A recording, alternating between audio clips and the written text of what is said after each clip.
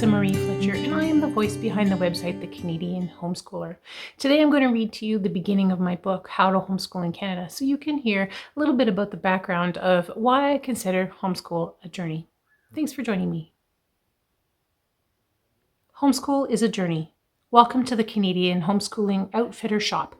My name is Lisa Marie, and I'll be your trail guide on this homeschooling adventure. I'm so excited to have you join me here. Together, we'll kick off this homeschooling journey with confidence and excitement. Have you ever been on a big adventure? When I was 19, my best friend and I decided we would head to Britain and backpack around for a month.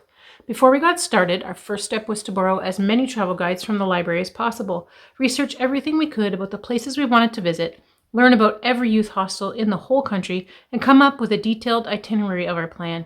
We sat in on sessions held by experienced travelers and took notes of things we would need to bring with us. Gleaning wisdom was our new favorite pastime. Then we visited our local outfitter shop to get our supplies, like fancy backpacks. Mine had a detachable day pack, and sleeping bags that take up hardly any space. We listened to the advice of the staff for what resources we needed for this adventure, and several attempts at packing and repacking later, we stood in the airport waving goodbye to our parents. I remember being so excited but really nervous at the same time. We had done all our research and knew what we were up to, but still there was that small bit of uncertainty about what lay ahead. We landed in London, England, and felt completely overwhelmed by a massive city with so many people and customs we didn't fully know. It took us a while to find our bearings and make our way to the hostel we had booked for the night. We were in over our heads, but ready for the adventure of a lifetime. It wasn't until we got out of the city that we found our stride, learning to adapt our plan to the moment and the things we discovered along the way. I'm so glad we did. Some of our best moments of our whole trip happened in those unplanned moments, like the time we spontaneously jumped off the train in a little town and followed a path along the edge of a cliff close enough to nearly pet the sheep in the field. I still have a small handful of wool we collected from the bushes. That trail led to breathtaking castle ruins overlooking the ocean. We spent the rest of the day there just daydreaming. When we got home, we were changed. Our days of traveling had fueled our passion for adventure. It was a time I will never forget. So what does my trip to Britain have to do with a book about homeschooling? I always refer homeschooling to a journey when people ask me for advice or support. The more and more I thought about that, the more I realized that this really is a journey. Let me explain. In our adventure to Britain, our very first step was to learn everything we could so we knew what we were getting ourselves into. And look, you're doing the same thing right now. We wanted that base knowledge so we could be prepared for what laid ahead, just like you do. Next, we went and got all the things we needed, our backpacks and supplies. The outfitter's shop was a key to getting ready to go.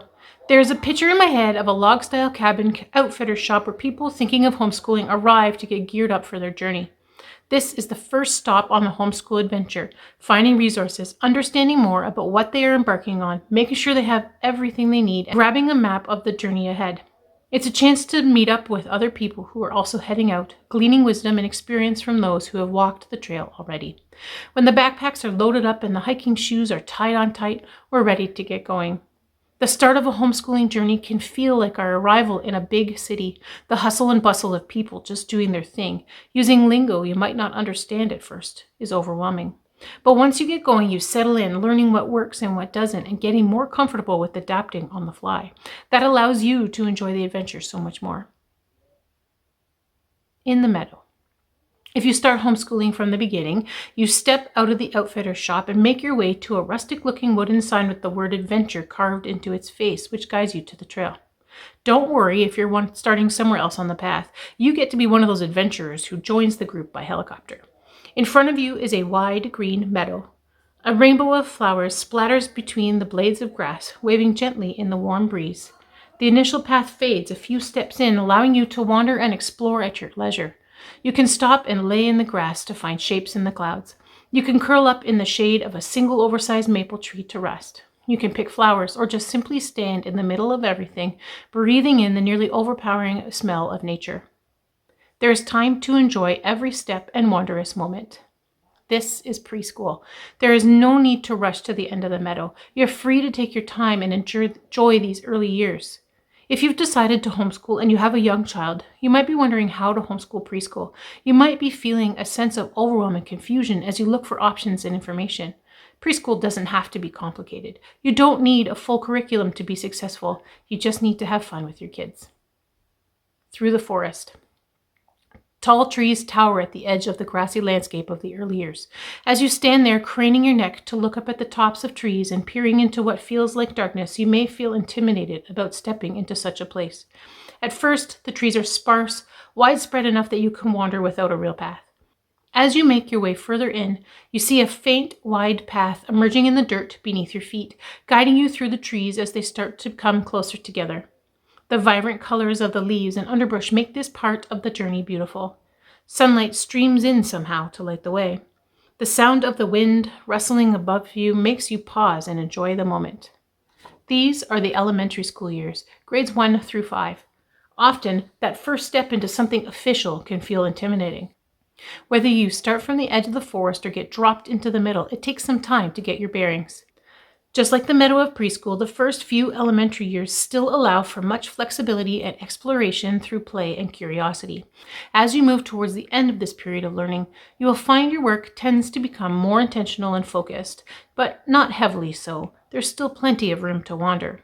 In these elementary years, it's important to continue keeping school fun and engaging to develop that love of learning. At this point, it is still mostly for you as the parent who is setting the personal and academic goals for your child. The best thing about homeschooling in these elementary years is that they are very well supported. Plenty of curriculum and resources are available for you, especially focusing on the development of foundational skills like reading, writing, and arithmetic. Over the hills. Pushing your way out of the tree line, you now enter the foothills of learning. You need to make your way over the ups and downs of this hilly region, no matter how much the inclines make your thighs ache. The view from here is beautiful. Trees behind you, mountains ahead. There's a path here, one that keeps going in the right direction so you don't stumble and find yourself sinking up to your knees in mud or tumbling down a steep edge. Between trying to keep your footing, nerves about what lies ahead, and struggling to keep pushing forward, these hills can be a challenge. The foothills of high school are the middle school years of grades 6 through 8. This time is a combination of puberty and personal independence with a tendency to become much more intentional and focused. At this point, most families are thinking ahead to the looming adventure that is high school and making plans for what comes next. Curriculum, if used, often becomes more difficult and heavy, developing the skills they will need later on. Up the mountains. Mountain climbing involves a lot of planning, skill, and effort. Special tools and prep work are needed to reach the summit. Now, your footwork matters. Careful steps into specific places, even though the way you climb to the top might not follow the same path as everyone else. You have to focus because a single slip could be the difference between success and failure. The view, if you remember to take time to look around and see, is beautiful. Looking up, you can glimpse the summit just ahead, an exciting conclusion to the end of a homeschool journey. These are the high school years. Grades 9 through 12 are the period of learning where everything comes together with intention and focus. You need to have some kind of goal or plan for these years, although your plan might not look the same as anyone else's. At this point, your child should be able to do much of their work with some level of independence. In some ways, you are now the belay hooks on the rock, the clips that a mountain climber attaches their ropes to so that if they fall, they don't plummet back to the bottom. Instead, they're caught at the last place they hooked into. It's your job to keep them on the path and focused on their goals. Learning is very intentional and focused. Curriculum is a combination of core subjects and electives with a path planned out to help your student reach the top of their goals. At the summit. You made it. Sitting here at the top of the mountain, you can see clearly behind you the entire journey from start to finish, including that tiny building far off in the horizon, the outfitter's shop that began this whole adventure. Whether you started at the meadow or helicoptered in along the path, you can take this time to look back over the trail and appreciate everything you've accomplished. Ahead of you, the world awaits your freshly graduated teen. From here, they get to choose which path they take for their life, knowing you are sitting there cheering them on. It's a beautiful sight. One of the best things is that you can now turn around and encourage people still on the path behind you. Be a mentor. Take your turn being the trail guide and help those making their way along this journey. The trail guide. The great thing about homeschooling is that you don't have to do it alone.